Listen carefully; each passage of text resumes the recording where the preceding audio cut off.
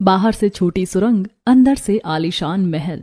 एक छोटी सी सुरंग में 7 लोगों का बड़ा परिवार फटे पुराने कपड़ों में जमीन पर बैठा है। चारों तरफ टूटा फूटा सामान बिखरा हुआ था।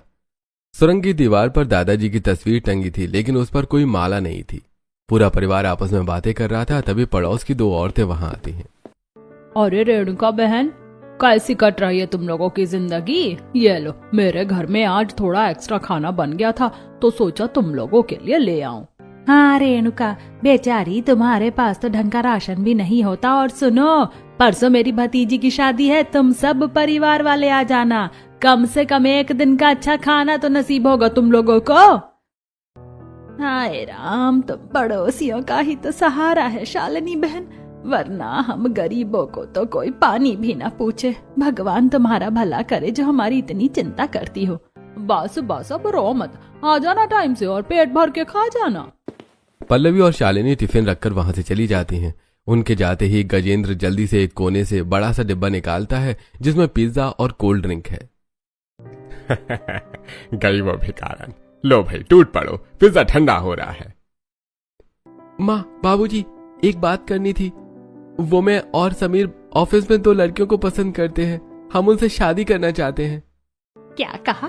शादी? वो भी अपनी मर्जी की? तुम्हारा दिमाग तो ठीक है? अरे माँ, वो दोनों बहुत अच्छी और शरीफ लड़कियां हैं। संजना और दृष्टि नाम है उनका।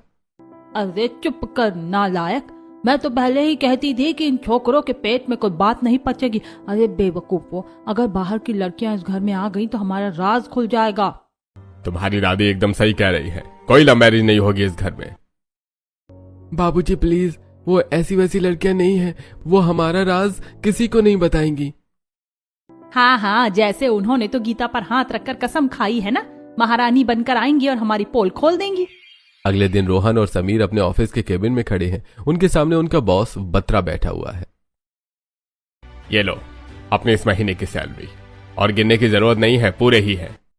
सर, हमने पिछले महीने ही कहा था कि हमारी सैलरी थोड़ी बढ़ा दीजिए। इतने कम पैसों में गुजारा नहीं हो पाता है।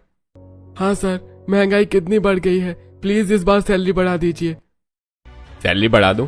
शक्ल देखिए अपनी, कपड़े देखो कैसे भिखारियों की तरह पहन कर आते हो ऑफिस में। तुम दोनों उस शहर के बाहर वाली जंगली सुरंग में रहते हो ना। अरे शुक्र मनाओ कि मैंने तुम जैसे सुरंग मानवों को अपनी कंपनी में जॉब दे रखी है, वरना तुम तो सड़क पर भीख मांग रहे होते। सर, वो बात नहीं है। अरे कोई सर्वर नहीं, जितनी सैलरी दे रहा हूं ना उतने में ही खुश रहो। दोनों भाई केबिन से बाहर निकल जाते हैं और सीधे ऑफिस की कैंटीन में पहुंचते हैं और वहीं बैठ जाते हैं। तभी उनकी गर्लफ्रेंड संजना और दृष्टि वहां आती है और उनके सामने बैठ जाती हैं। क्या हुआ रोहन? शक्ल